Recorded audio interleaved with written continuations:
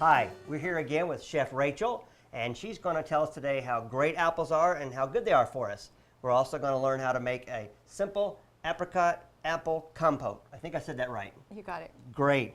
So apples. Apples are good for us, we know that. Why are apples good for us? Well, apples are good for us for several reasons. They're a great source of fiber, they're a great source of vitamins and antioxidants, and there's some research showing that apples are great for reducing the risk of cancer, heart disease, asthma, and stroke. And you've heard the apple a day, right? Right. Well, I'm going to show you another way to eat apples besides just eating them plain. Good. We're going to make a great dessert. This is an apple corer right here, and an apple corer makes it really easy to get the core out of the apples. Yes, it and does. you don't have to pull it out in between each apple.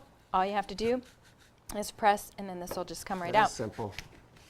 So you need 3 to 3.5 pounds of apples, and you might wonder why I'm coring them.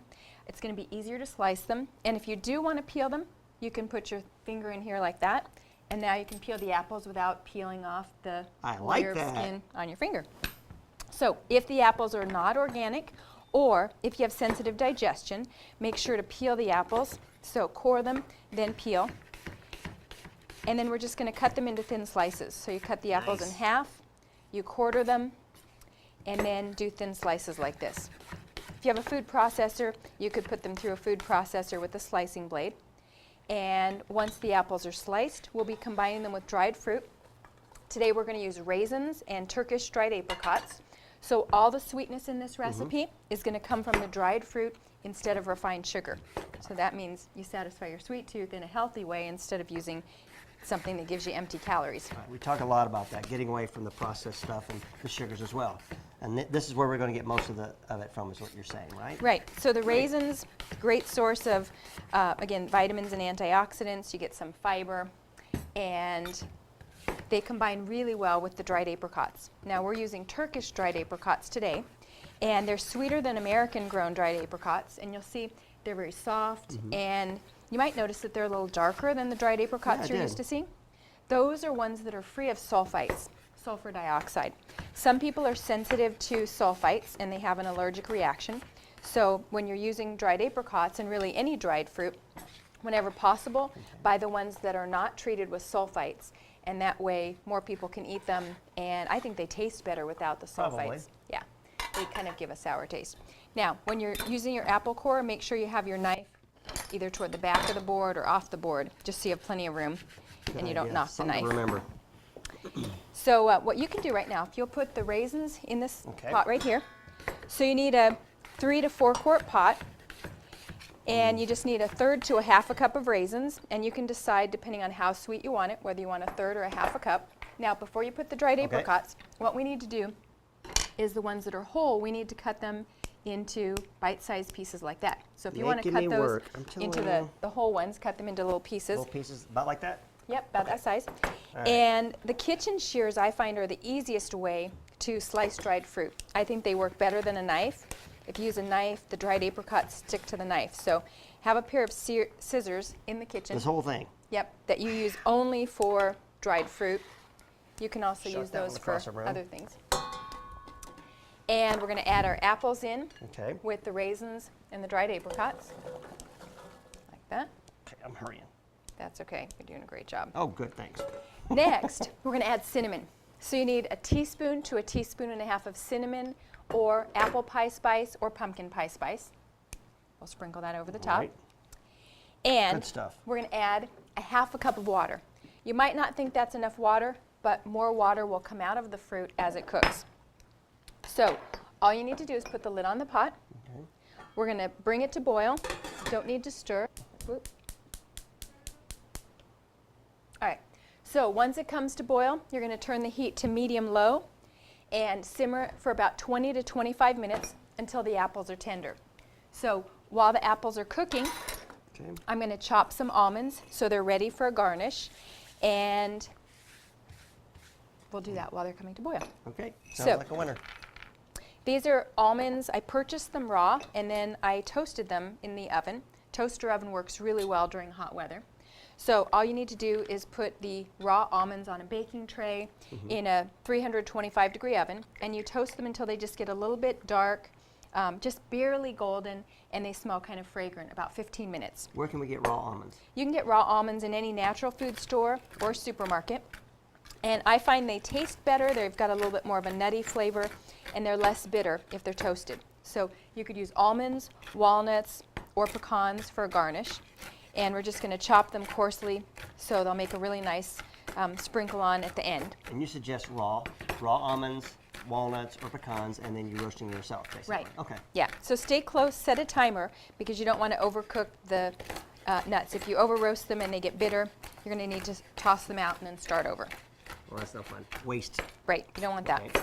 And we're using this for what? A garnish? This is just a garnish at the Okay. end. It adds a little bit of a crunch, and then there are a lot of really great things in the nuts, heart-healthy fats, Oh, yes. and they just make a great complement to the fruit. We've talked about that a few times, too. So, So you get a lot of monounsaturated fats with the almonds, for example. And once you've chopped the nuts, you can just put them in a little bowl or in a jar in the refrigerator, and then they're ready to sprinkle on whatever you like. okay, and chopping like that comes with practice, I'm sure, Absolutely. because I'm not that good at it. Yeah, just practice. There we All go. right. So while we're waiting for the apples, we'll set a timer. So Okay. again, we're going to bring it to boil, turn the heat down, and simmer it for about 20 to 25 minutes until the apples are nice and tender. And there's no need to stir at all while they're cooking. So we'll come back and check on the apples in just a little bit. All right, so let's turn that I down. hear it boiling. I know a watch pot never boils. It's true. Okay. Okay, Okay. I'm turning it the right way. that's it. All right, Perfect. so we'll come So back. we'll in a come little back to bit. that. We'll be back in a few minutes. Okay, so this is done now? Yep, let's take All the lid right, off. let's look at this. Now, Oh, what we're going to do is give it a stir. Okay. And if there's much liquid, and there isn't, but if we had a lot more liquid in the bottom of the pan, what we would do is we would add the water to the arrowroot, mix it, and then stir to thicken. But in some Arrowroot. cases, we don't need the arrowroot. It's like Arrowroot. cornstarch, but it's less refined. Thickener. It's a thickener. Where- Absolutely. Arrowroot, where would you get that? You Never can heard get of it it. in natural food stores, either in Okay. the bulk section or the baking aisle. All right. And it's just a great alternative to cornstarch because some people are allergic to corn. Good idea. So what we're going to do is taste it, and if it needs a little more sweetness, we'll add just a little bit of stevia. So that's for you to taste, Me first. and I will taste some as well. There you go again. The worst that could happen is you get I would like more it. nutrients coming into your This is body. true. Fiber and everything else.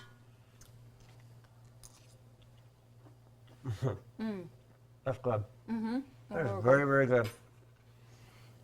Now how? Now how we do this?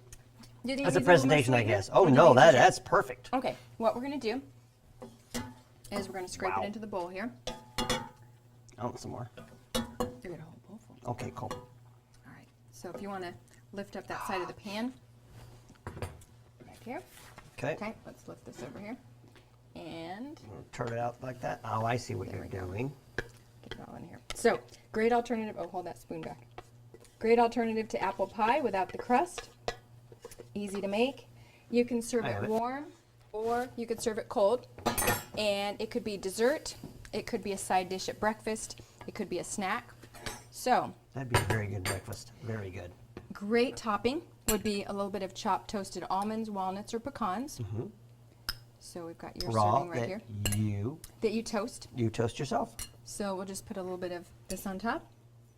And this is just a little A teaser. something, a teaser to whet your appetite, but you could have a larger serving.